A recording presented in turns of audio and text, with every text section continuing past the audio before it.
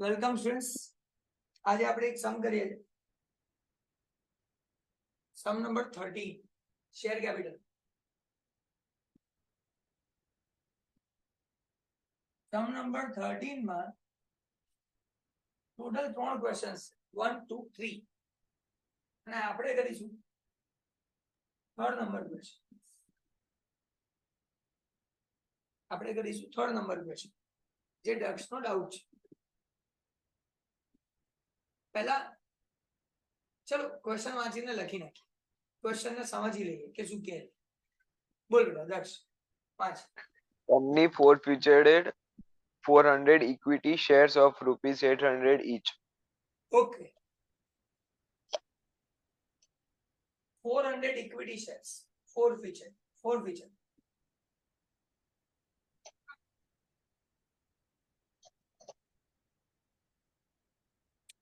એની જે પ્રાઇસ કેટલી છે બેટા? 100. 100 each. 100 રૂપિયાનો એક શેર. ચલો પછી Issued at the premium of 20% on face value. આ ફેસ વેલ્યુ 100 છે, એના 20% પ્રીમિયમ ઉપર ઇશ્યુ કરે તો 20 પ્લસ કરે. પછી Face value. Rupees 80 per share, including premium, are called up of these shares. Okay, આ શેર ઉપર જો આપણે ટોટલ છે ને 120 લેવાના, એમાંથી આપણે 80 ઇન્ક્લુડિંગ પ્રીમિયમ કોલ કરેલા. ચલો આનો મતલબ કોણ સમજાવશે?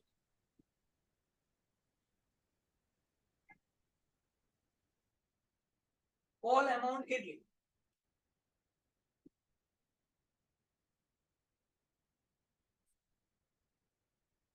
કોલ એમાઉન્ટમાં કેપિટલ કેટલું અને પ્રીમિયમ કેટલું એમ અલગ અલગ મને સમજાવો. સર, હા બોલો. 80 કોલ અમાઉન્ટ, હા, એમાંથી 20% પ્રીમિયમ હતું એટલે 20 પ્રીમિયમ થશે. 20 રૂપીસ પ્રીમિયમ બેટા. હા એટલે 20 રૂપીસ. અહીંયા કોલ્ડમાં 60 પ્લસ 20 આવું લખાય ને? હા 60 પ્લસ 20. Very good. આ સેન્ટેન્સ થી મને એટલી ખબર પડી કે 60 રૂપીસ કેપિટલ ના કોલ કરેલા છે અને 20 રૂપીસ પ્રીમિયમ ના કોલ કરેલા, એટલે ટોટલ 80 રૂપીસ મેં કોલ કર્યા છે. નેક્સ્ટ આગળ બોલો. For non-payment of allotment money at rupees 50, including these shares, were forfeited before making share first. લોચો થઈ ગયો. એ વસ્તુ ફરીથી વાત. ઇન્ક્લુડિંગ ધીસ શેર ના હોય. ફરી વાંચ. For non-payment of allotment money at rupees 50, including premium, these shares. હવે તું બરાબર. ઇન્ક્લુડિંગ પ્રીમિયમ બસ એક. Non payment of allotment money. Allotment ના પૈસા આ માણસે આપ્યા નથી. દક્ષ તું સમજાય. એલોટમેન્ટ ના કેટલા રૂપિયા નથી આપ્યા? સર 50.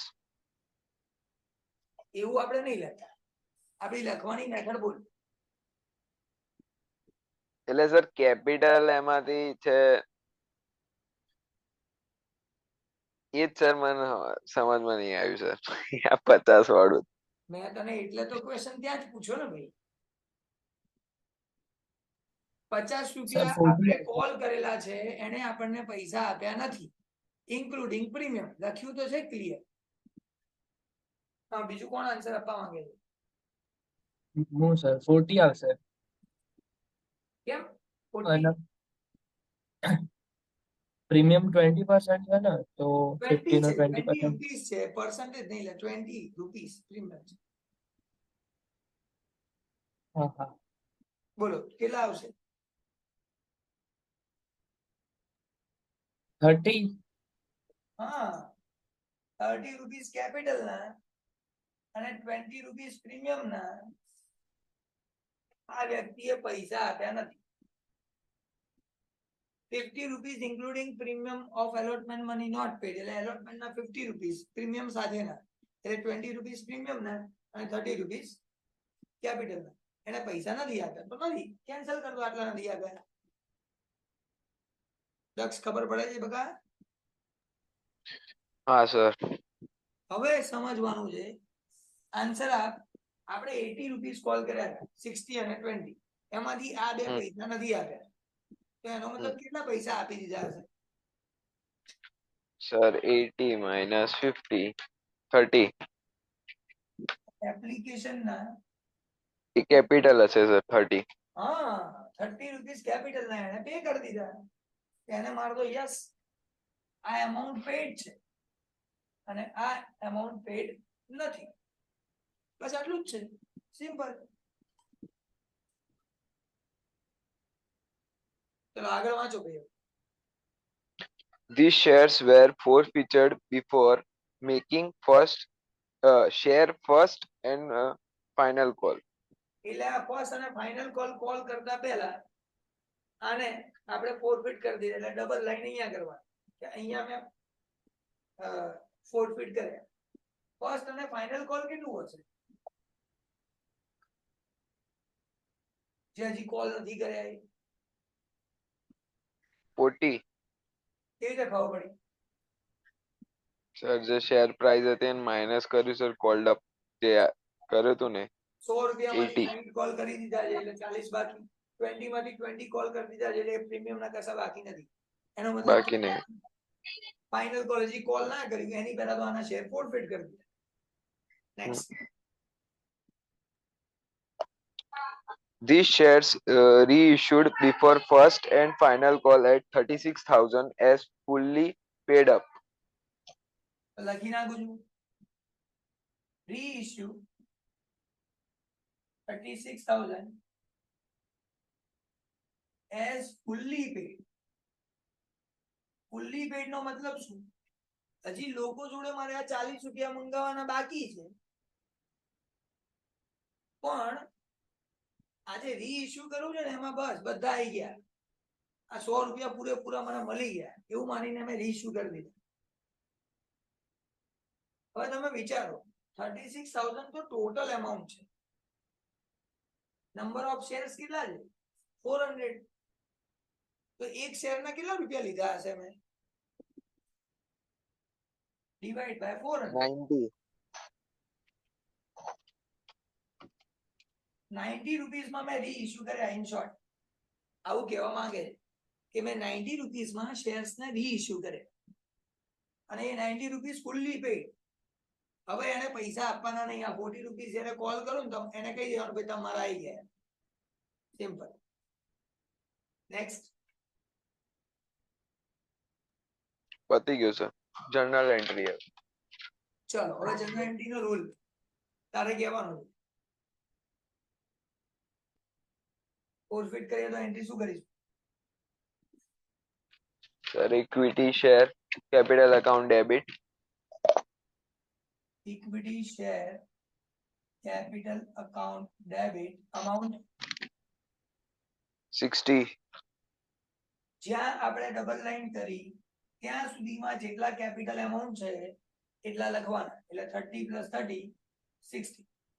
પછી security premium account debit. Security premium account debit amount બોલો 20. કેમ લખવાના? સર પ્રીમિયમ બાકી છે. Very good. પ્રીમિયમ આપણે કલેક્ટ કરવાનું બાકી છે, એને પેમેન્ટ નથી કર્યું એટલે આ 20 રૂપીસ લખ્યા. જો પે કરી દીધું હોત તો ના લખાય, તો 20 ડેબિટ. તો allotment account 50 rupees. Equity share allotment account 50 rupees. Sir 50 રૂપિયા એલોટમેન્ટ ના બાકી, જે નથી ભર્યા એ ક્રેડિટ કરો. અને last To forfeiture ₹30. Two equity share forfeit account, જે પૈસા ભરાઈ ગયા, જે કેપિટલ એમાઉન્ટ ભરાઈ ગઈ એને મારે ફોરફિટ કરવાની 30 રૂપીસ. કમ્પ્લીટ. આ કામ પૂરું થઈ ગયું. આને કહેવાય ફોર ફીચર ની એન્ટ્રી. ચલો હવે રીઇશ્યુ ની એન્ટ્રી. સર મેં રીઇશ્યુ કર્યું છે 90 રૂપીસ, એ પણ ફુલ્લી પેડ. એનો મતલબ કે 100 રૂપીસ મળી ગયા એવું માનીને એન્ટ્રી કરવા, બરાબર. તો 100 ની વસ્તુ 90 રૂપિયામાં આપી દીધી, તો 10 રૂપિયા ડિસ્કાઉન્ટ કહેવાય. જો એવું કીધું હોત ફુલ્લી પેડ ના કીધું હોત, ખાલી 90 માં ઇશ્યુ કર્યું એવું કીધું હોત, એનો મતલબ કે આ 60 ની અમાઉન્ટ વાળી વસ્તુ છે, 30 30 60. અહીંયા ફોરફિટ કરેલા કેપિટલ આ 60 છે અને મેં 90 માં ઇશ્યુ કર્યા, તો પ્રીમિયમ માં ઇશ્યુ કર્યા કહેવાય. પણ અહીંયા ફુલ્લી પેડ કીધું, ફુલ્લી એટલે 100 રૂપીસ આવી ગયા એવું માની, તો 100 માંથી 90 આવી ગયા અને 10 નથી લેવાના, તો 10 સર ડિસ્કાઉન્ટ કહેવાય. બોલ બેટા. સર 100 તમે કહો છો ફૂલી, તો 120 120 ના આવે સર? ના ના ના ના, ફેસ વેલ્યુ સાથે જ કમ્પેર થાય બેટા. 20 તો પ્રીમિયમ કહેવાય. એટલે આ બીજી વાર પ્રીમિયમ લેવાનું નહીં એવું? એવું નહીં, એ તો આપણી મરજી છે ને. એ લોકો ફુલ્લી પેડ કે ફુલ્લી પેડ નો મતલબ કેપિટલ એમાઉન્ટ જ થાય, ક્યારે પણ પ્રીમિયમ સાથે ના થાય. કેમ? કારણ કે ગવર્મેન્ટ પ્રીમિયમ થી લેવા દેવા જ નથી. પ્રીમિયમ તો પબ્લિક તમને આપે છે એટલે તમે લો છો. ગવર્મેન્ટ તો 100 થી લેવા દેવા. તમે કેસ કરો ને કંપની ઉપર કે આને મારી જોડે વધારે લઈ લીધા, તો કોઈ કેસ ના થાય, 100 રૂપિયા તમને પાછા મળે, 20 રૂપિયા નહીં ગણવાના. એટલે તો જો ને પ્રીમિયમ પેડ થઈ જાય તો ભૂલી જઈએ, આપણે તો કેપિટલ એમાઉન્ટ જ લખીએ. પ્રીમિયમ નથી આપતા તો લખીએ. ખ્યાલ? હા સર. તો લખી નાખીએ. હવે પૈસા આવશે 90 rupees. Bank account debit.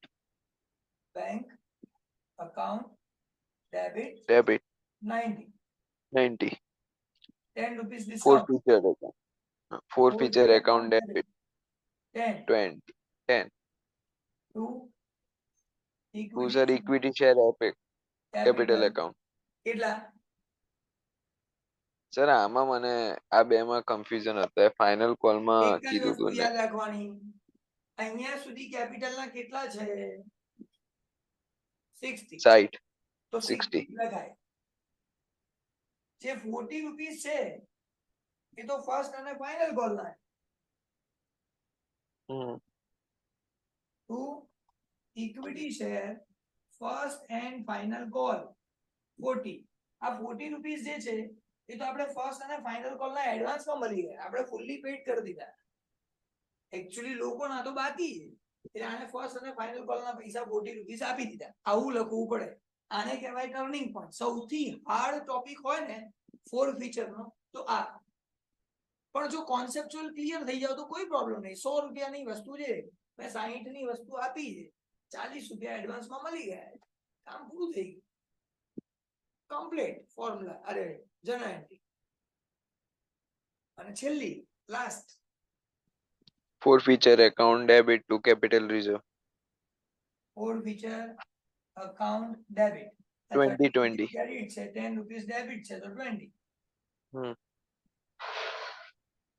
Capital reserve account 20. હવે યાદ શું રાખવાનું? 400 શેર ફોરફિટ કર્યા, તો આ પહેલી ફોરફિટ ની એન્ટ્રીમાં ઇન્ટુ 400 કરો.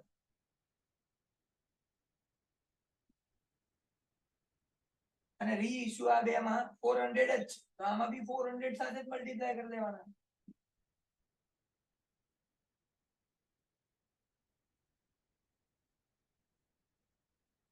અને અહીંયા મારો સમ નંબર 3 એટલે ક્વેશ્ચન નંબર 13 એનો સબ ક્વેશ્ચન નંબર 3 કમ્પ્લીટ. બોલો કોઈ ડાઉટ? ના સર. તો અહીંયા હું ફોર ફીચર ના સૌથી લેવલ વાળા सम्स જે કહેવાય 12th સ્ટાન્ડર્ડ ને રિલેટેડ એ કમ્પ્લીટ. અહીંયા હું લેક્ચર ને ઓવર કરું. બાય.